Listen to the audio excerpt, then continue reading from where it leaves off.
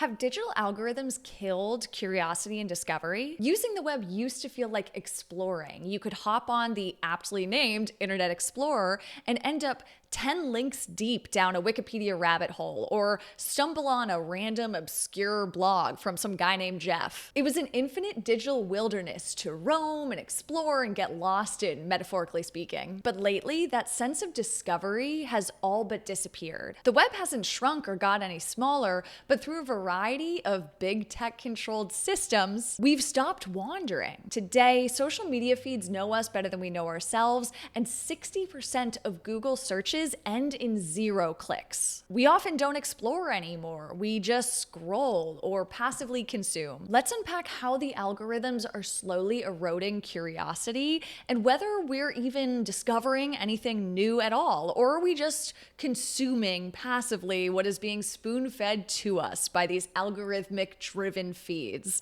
Let's get into it. My name is Kate Cassidy, and on this channel, I talk about topics at the intersection of tech, media, and culture. And just to get ahead of it, my background is different. Yes, I moved apartments, and no, my Wi-Fi is not set up, nor is any of my art hung, nor do I have my little visual TV in the background. I don't have proper lighting, and because it's so empty, I don't even have a couch. I have nothing in here yet, but I wanted to make a video, but because of that, I don't even have the ability to use my lavalier mic. It is just way too empty, and the echoing in here is crazy, so I'm hoping that this handheld mic will be a little bit better.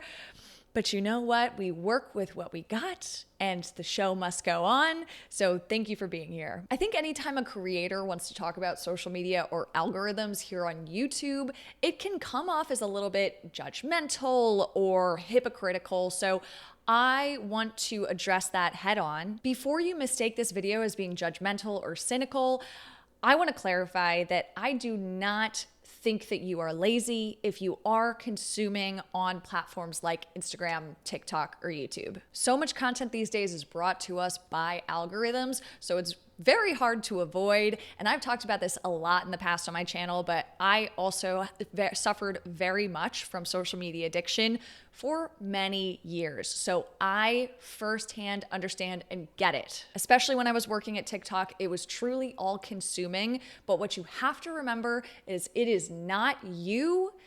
We are being conditioned this way. It is all conditioning. Every major platform, Instagram, my old employer, TikTok, my new employer, in some ways, YouTube, they're all built on the same psychological trick or manipulation, which is called operant conditioning. When it comes to social media algorithms, here's how that psychology works. As you scroll or browse on a website, you get random bursts of content. Some are fascinating, some bring you outrage, and then some of them just really hit. They're spot on, it's exactly served, it's what you wanted in that moment. It's the unpredictability in that that keeps us hooked. And when you combine that with the infinite scroll that some of these platforms have, there's just mass amounts of content that can be surfaced. Now these big tech platforms have developed the perfect variable reward loop. Will the next video be funny? Or will it be boring? Or will it outrage me? You don't know. And it's the unpredictability, the uncertainty that keeps you scrolling, because every once in a while it's gonna hook you. And chemically, the brain releases dopamine, not only when we get a reward, but when we are also anticipating one to come as well. So even when you're having a day where the feed feels really lackluster and none of the content is really gripping you, you will still keep coming back for more. Your brain wants another hit, and that is what keeps you addicted.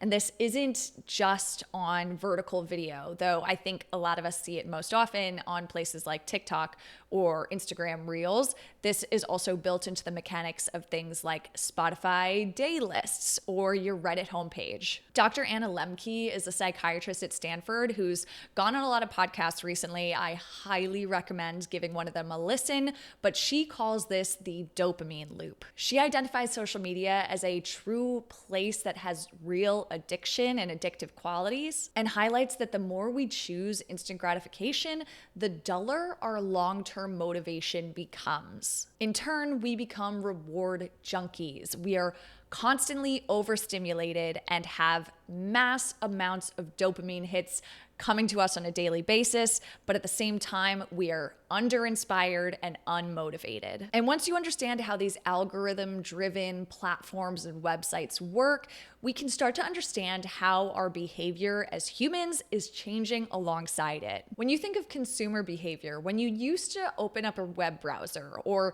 even dial up to the internet, not that I know anything about those days, both of those experiences, you had to intentionally go out of your way and ask the question, what do I want to research today?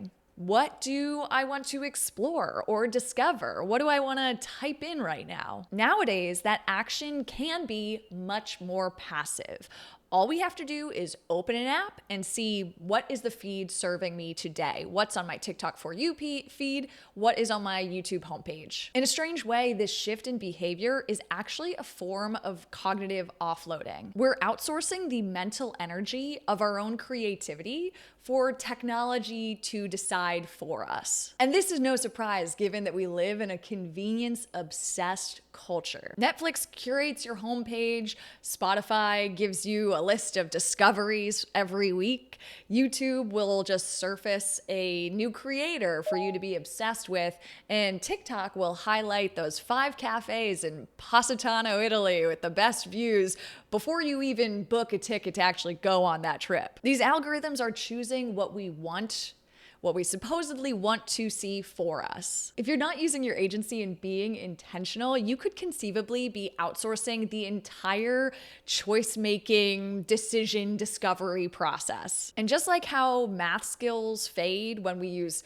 calculators all the time because our brains don't need to do complex long division now that we have it on our phones, or the fact that our sense of directions can become eroded when we're using our GPSs, offloading and outsourcing all of these mental decision-making practices can in turn eventually atrophy our curiosity itself if we stop using it. This passive consumption with no friction or intentional choice leads to mental atrophy. And over time, that curiosity itself can begin to slow. What starts as convenience eventually costs you your curiosity. In addition to the cognitive angle of this, there's a more psychological explanation as well. There's this phenomenon known as the effort paradox. Essentially, this principle claims that the more effort that we put into something, the more meaning we get out of it. Our brains actually crave and need friction in order to form deeper memories or feel fulfillment. But frictionless design, the kind that is the base of every single one of these engagement optimized platforms, erases that experience. I used to have a radio show back in college, and every single week it was so fun for me to figure out the playlist that I was going to play and how to order the songs. I had to do so much work to figure out what to play every single week. I had subscriptions to music magazines. I would listen to the CDs, the demos that were sent into the station. And I had earmarked a couple different independent production companies and small music festivals that I would dig through their lineups and concert calendars to find undercard acts that I could highlight on my show. And that required so much time and effort, but it was so much fun and felt so rewarding. And it is just a very different experience than being fed some artist or song to you on your Discover Weekly feed that potentially the artist is paying for, or it's being surfaced to a bunch of different people who all have profiles on the back end that look just like you, or even worse, just getting served an audio soundbite that is going viral on TikTok right now.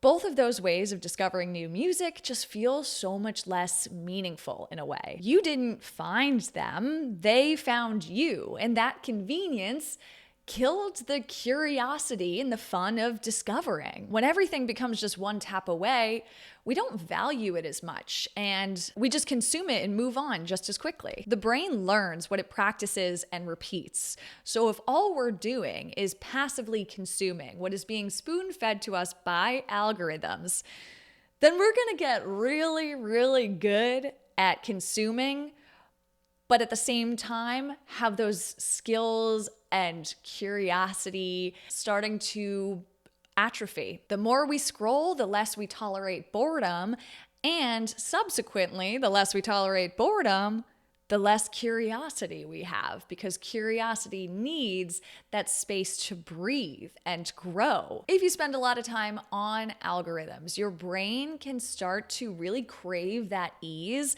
and always default to the path of least resistance. This is convenience culture at large. Curiosity, that desire to learn something new or follow your interests, that requires a certain level of resistance in the discovery process for us to actually find it meaningful, whatever that we have discovered. If you are writing a paper and you research that subject matter for a couple days and you pull together the paper, it just feels so much more rewarding than if you put a prompt into ChatGPT and have it spit out for you a 10-page paper.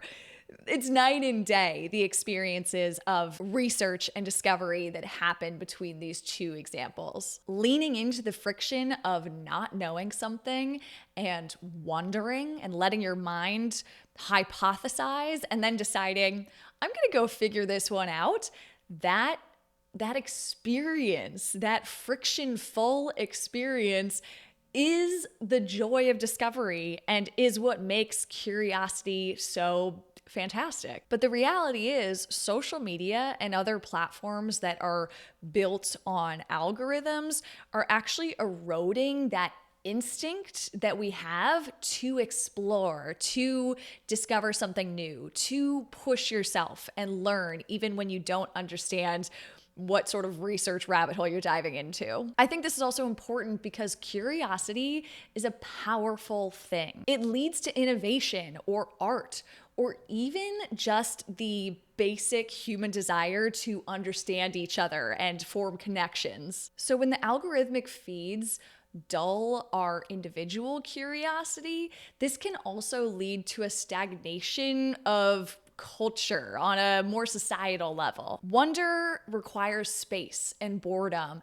and meaningful discovery requires friction, the process of solving a problem or finding something new. And those are the exact experiences that our digital world has engineered out of the process. Those sort of things are just completely taken out of the experience for this more frictionless, perfectly designed, perfectly engineered, algorithmic, addictive feed. I don't think curiosity is completely dead, but I do think that we need to be intentional and reclaim it. Take a break, stop scrolling, step outside the feed. I give you permission. I give you permission to shut your laptop and get off YouTube after this video. If we're intentional and all collectively push back against this hyper-personalized, engagement-driven world, then we can hold on to our agency and sense of wonder. Curiosity and discovery don't come from algorithms that spoon-feed us. It comes from the friction of asking our own questions, and it's up to us to start using the internet to explore again. Thanks so much for tuning in. We'll talk again soon. Bye.